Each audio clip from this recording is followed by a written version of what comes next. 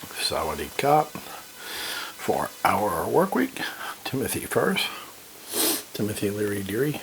Timothy Ferris. It says it somewhere. There it is down the bottom. Timothy Ferris. Good guy. Timmy. How will you use productivity? How will I use productivity? Let's find out, shall we? Now that you have defined what you want to do with your time, you have to free that time. The trick, of course, is to do so while maintaining or increasing your income. The intention of this chapter, and what you will experience if you follow the instructions, is an increase in personal productivity between 100 and 500%. Pretty cool. Principles are the same for both employees and entrepreneurs, but the purpose of this is increased productivity.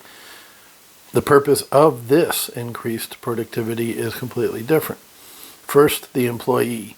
The employee is increasing productivity to increase negotiating leverage for two simultaneous objectives: pay raises and a remote working arrangement. So freedom from the cubicle, jungle, and more money for doing the same job.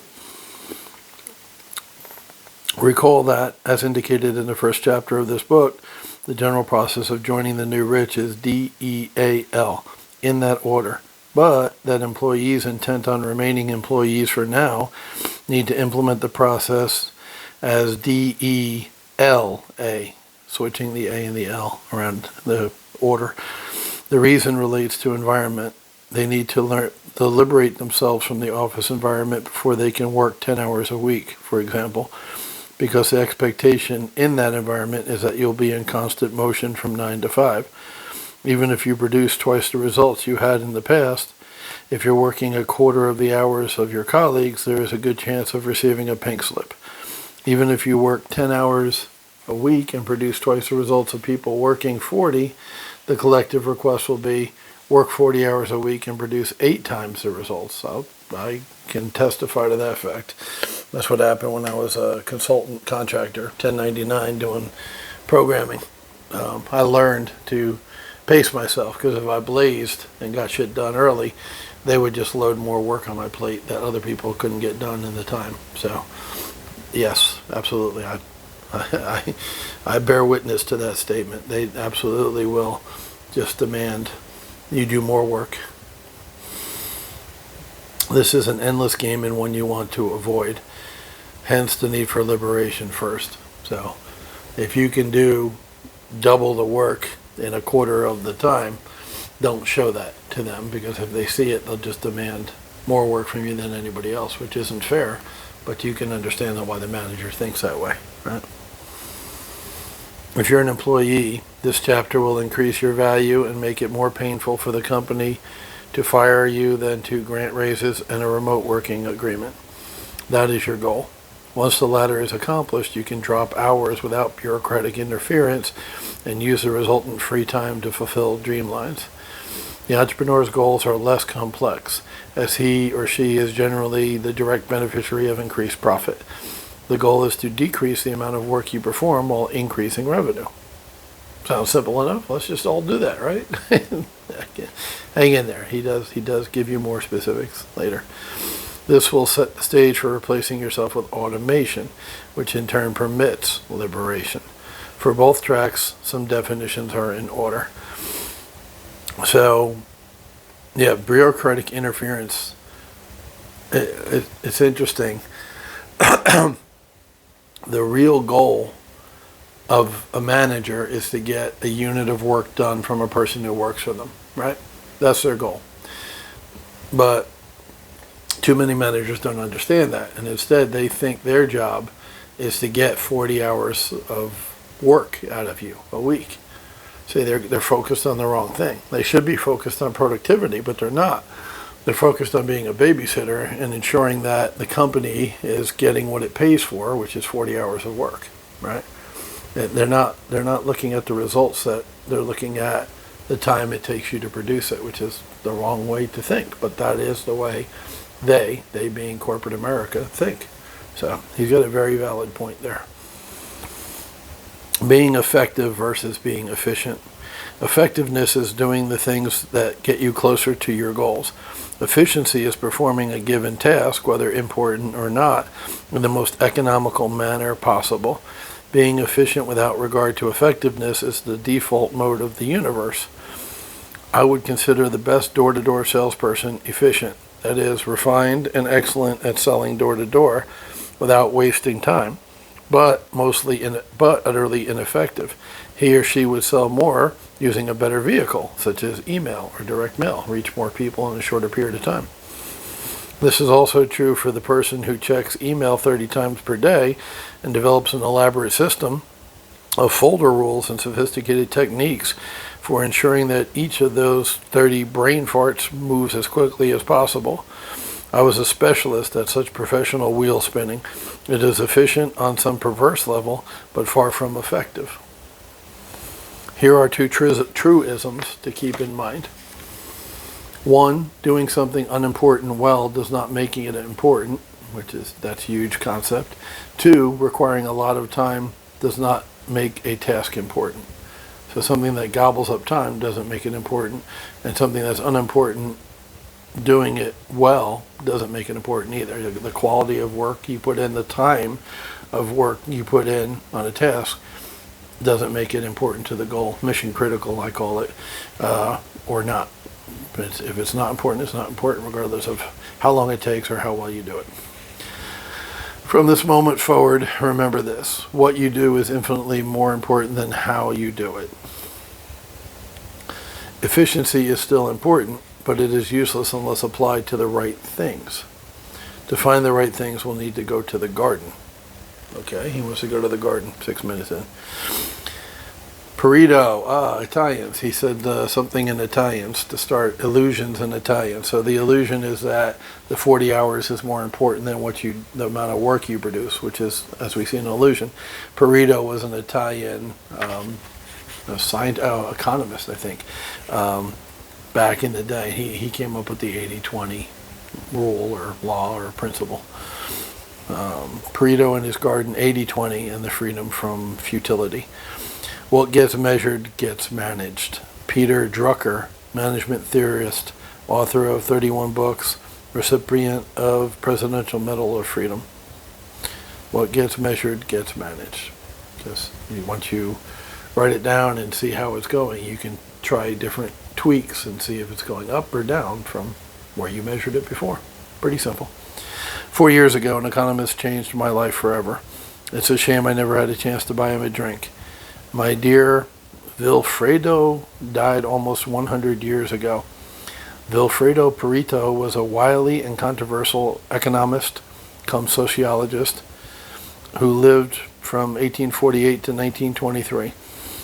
An engineer by training, he started his varied career managing coal mines and later succeeded Leon Walras as the chair of the political economy at the University of Lausanne in Switzerland. His seminal work, Cours d'Economie Politique, included a little explored law, quote unquote, of income distribution that would later bear his name, Pareto's Law, or the Pareto distribution. In the last decade, also popularly called the 80-20 principle. So yeah, he refers to it as law, distribution, principle. Either way, it's a truism. I look at it as a law and like a universal law, like abundance and scarcity and the law of attraction.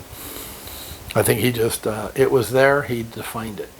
He identified it, in my opinion. The mathematical formula he used to demonstrate a grossly uneven but predictable distribution of wealth in society, 80% of the wealth and income was produced and possessed by 20% of the population, also applied outside of economics. Indeed, it could be found almost everywhere. 80% of Pareto's garden peas were produced by 20% of the pea pods he had planted. That's interesting. I'm not a gardener, so I didn't know shit like that. For example, Pareto's law can be summarized as follows. 80% of the output result from 20% of the input. Good way to look at it. Alternative ways to phrase this, depending upon the context, include 80% of the consequences flow from 20% of the causes. 80% of the results come from 20% of the effort and time. That's the key to this entire book. If you can spend 20% of the time you've been spending now, 1/5 of the time, and still get 80% of the results that you were getting before, you need to do that, obviously, because most of the time 80% is enough to move forward, to achieve your goals, to make money. And of course you want to free up 80% of your time if you can. So spend 20% of the time producing 80% of the results. That's your focus. That's the key. That's what we all want to do. That's what we aspire to. 80% of the company profits come from 20% of the products and customers, most importantly the customers. 80% of all the stock market gains are realized by 20% of investors and 20% of an individual portfolio. The list is infinitely long and diverse, and the ratio is often skewed even more severely. 90-10, 95-5, 99-1 are not uncommon, but the minimum ratio to seek is 80-20. When I came across Paretos' work one late evening, I had been slaving away with 15-hour days, 7 days per week, feeling completely overwhelmed and generally helpless. I would wake up before dawn to make calls to the United Kingdom, handle the U.S. during the normal 9 to 5 days, and then work until near midnight making calls to Japan and New Zealand. I was stuck on a runaway freight train with no brakes, shoveling coal into the furnace for lack of a better option. Faced with certain burnout or giving Paretos' ideas a trial run, I opted for the latter. The next morning I began a dissection of my business and personal life through the lenses of two questions. Which 20% of sources are causing 80% of my problems and unhappiness? Difficult customers, right? Dealing with people. Which 20% of sources are resulting in 80% of my desired outcomes and happiness? Who are the good customers? Who are the low maintenance customers who don't need a lot of touches, but are still profitable as the problem customers? Eliminate the negative, accentuate the positive. 80-20. There you go. For the entire day, I put aside everything seemingly urgent and did the most intense, truth-bearing analysis possible, applying these questions to everything from my friends, interesting, to customers and advertising, to relaxation activities.